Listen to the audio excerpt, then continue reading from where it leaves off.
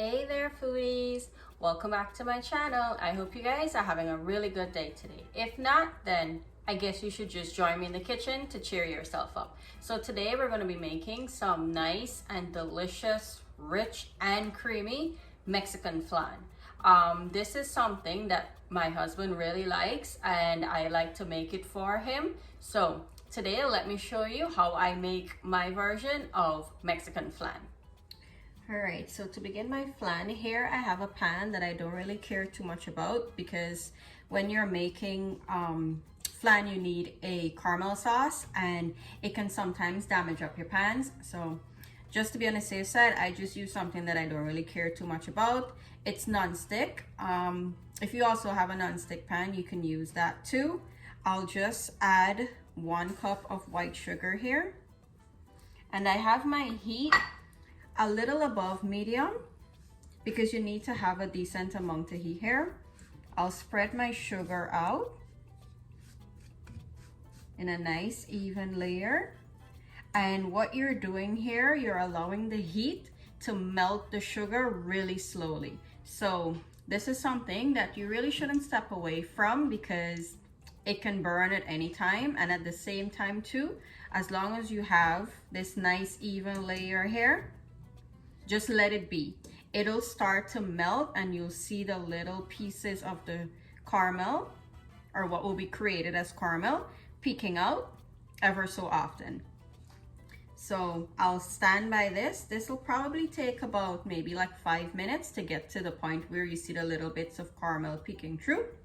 And as long as you have it spread out like this, don't touch it. You'll be tempted to stir it around, but do not stir it around. You're going to ruin your caramel sauce. This is something that needs to happen nice and slow. So if you're gonna make this recipe, just have a little bit of patience and it'll come together really nice. Okay, so my caramel is starting to set in. As you can see, a nice little spot here is starting to form, and there's also one there that's coming up. This is what you're looking for it to start to melt and turn into a nice rich golden brown color. Also, I forgot to say, if you have any lumps or clumps of sugar before you put it in here, try to break it up because it's going to affect the smoothness of your caramel. So look, my edges are starting to come in and starting to melt, and over here as well. So I'll come back and show you when it's fully melted out and what it should be looking like. All right, so everything is starting to melt really quickly. This is where you want to move the sugar around a little bit so that it can continue to melt faster, because this can burn really easily, very quickly, because it's sugar and it's heat. You'd be surprised how fast it can burn. And you see it already has a nice rich golden brown color. Depending on the taste that you like for your flan, if you like your flan on the smokier side, you would do a darker color in your caramel. If you like it somewhere on the less smokier side, you do a lighter color. It's a preference thing, right? I like mine right in the middle, a little bit of smokiness, but still has that rich caramel sweetness. So here, I'll drop my heat on low and let the remaining heat melt this out. Because as soon as I melt all of this sugar, my caramel sauce is done. I'll just stir it around to melt everything in. And please be careful when you're doing this. Do not touch it. Do not taste it. It will cook your fingers and your tongue. That's how hot this is. So I'm almost at the point where all of my sugar is almost melted out.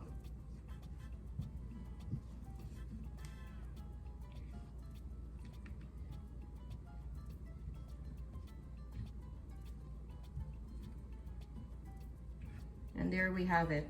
All of my sugar is melted out. I'll turn my stove off and I'll remove this from the heat, and I'll show you how I pour it into my pan.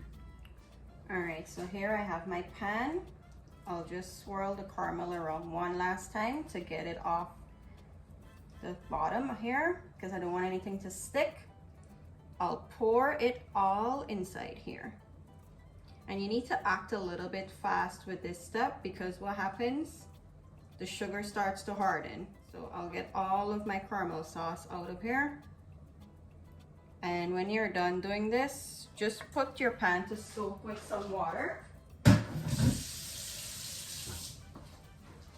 All right, so I have all of my caramel in here.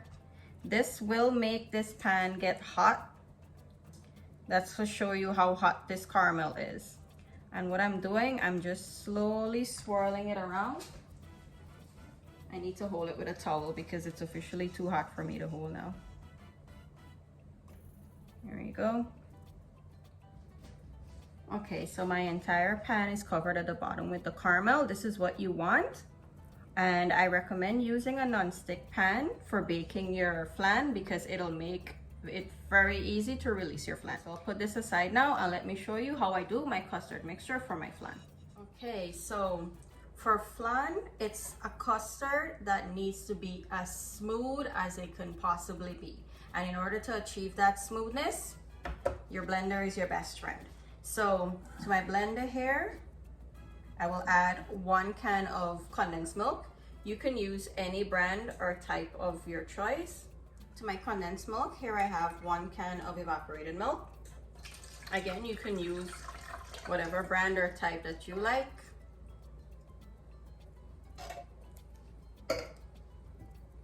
I will add 5 eggs.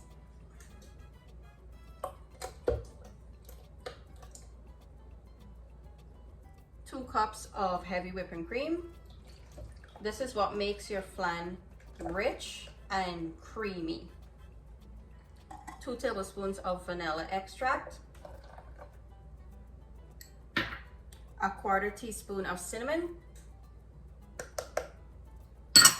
And 1/2 teaspoon of freshly grated nutmeg. I'll put my lid on here. And I'll pulse this a few times just to break up the condensed milk at the bottom. And now I'll put it to blend on high for about 2 to 3 minutes until everything is nice and combined and smooth. Okay, so everything is nice and blended in here. It should be very smooth. Let's do the next step for pouring out our flan. All right, everything is nice and smoothly blended. Now, a good trick to having an extremely smooth flan is straining it a couple of times. So here I just have a mixing bowl with a spout. I do this on purpose because I need to strain it back again. So I'll just open my lid and pour this in here.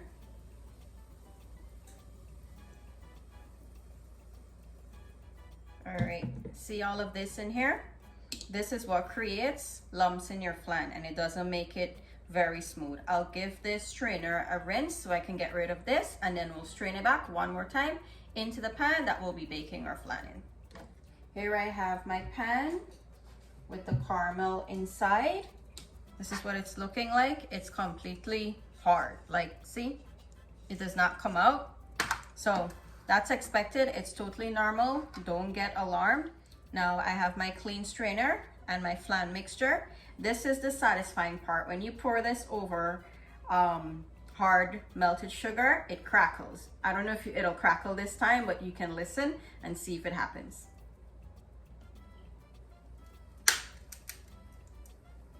Did you hear that? That's the crackle. It's okay, it's normal. Okay, so I have all of my flan mixture in my pan here, and I have it in an additional pan because I need to create a nice water bath for this to steam really well. So to prep my flan for that, I just have some aluminum foil. It's okay if the foil touches this part of the flan because when you're gonna flip it over, this is gonna be at the bottom, right? So what I'm gonna do, I'll just go in very carefully and cover the pan here with my aluminum foil. Okay, so I've created my water bath here. I used hot water to help the steaming process in the oven. Depending on the vessel that you're steaming your flan in, that'll tell you how much water you need. But what I can say is when you're gonna put your water in, make sure it's about halfway up the pan that you're steaming your flan in. And you don't want to overfill it with water because when it's going to bake, it might bubble up and it could possibly get into your flan, and you don't want that to happen. So that's just a little tip as well if you want to have a good flan. I have preheated my oven at 350 degrees, and I'll put this in for about 45 minutes to an hour. I will check it at the 45-minute mark just to be on the safe side, because you don't want to overbake your flan. When it's ready, I'll come back and show you what texture you should have when it's done. So I'll put this in the oven and I'll come back and show you when it's finished. Okay, here's my flan. It took exactly 60 minutes to get to this stage. I'll give it a little shake. See that jiggle that it's doing there? That's what you're looking for when you're going to be making flan. You don't want to bake your flan till it's completely solid in the pan, because what's going to happen, it's going to be very tough and the texture is not going to be very creamy and smooth. So what I'm going to do here, I'll allow this to cool down completely, and the next stage is the hardest part. After it's cooled down, I need to put it in my fridge overnight. Yes, that's right, overnight, because as you can see, it's very soft at the moment, but it's fully cooked. But what happens in the fridge, the coldness and the air makes it solidifies more, and it makes it more compact now, which is called the setting process of the flan. I'll let this cool down, put it in the fridge overnight, and I'll come back and you'll see what it's looking like tomorrow. So I'll see you in the next slide. Okay, so I'm back. It's the next morning. My flan has been in the fridge for almost 12 hours. Let's check on it and see how it looks. Oh, and I also did cover it with another clean piece of foil, because you don't want to put this exposed in the fridge, right? It'll grab whatever scent is in there. Okay, this is what it's looking like. It's no longer jiggling. That means it would have set really well. I'll just go in with a sharp knife around the edge just to release it. I just have a clean plate here. I'll place it over the pan, and this is the magic moment. This is the moment of truth to know if we've had a successful flan. So I'll give it a flip.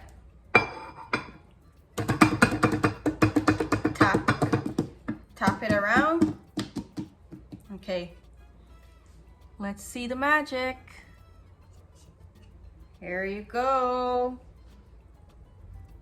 Nice and clean, successful flan. Look how good this looks. Look at all that caramel. It's okay if this is left in here. This will always happen because the sugar did harden at the bottom, right? But that's all good. But just take a look at this. Look how good this is. Nice and clean. Sometimes you can have a crack in the middle. It's perfectly fine. Nothing is wrong with your flan. It just happens. So I'll go in and give a nice clean cut so you guys can see what the inside looks like.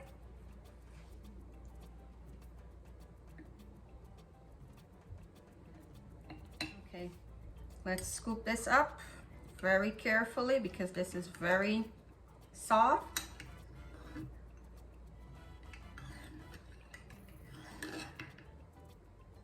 There you go. Look at that. Look how good that looks. Perfect, smooth, rich, and very creamy. I want to thank everyone for watching today. I hope you guys truly enjoyed this video. If you did, do hit that like button so that YouTube know that you like this video. It really helps the channel out. If you haven't subscribed as yet, do hit the subscribe button so that you can have more delicious recipes for your entertainment just like this. You can also follow me on TikTok and Instagram at I'mAFoodieGirl_94. And again, as always, my ingredients and my measurements for them is always listed in the description box below. So I hope you guys enjoy the rest of your day.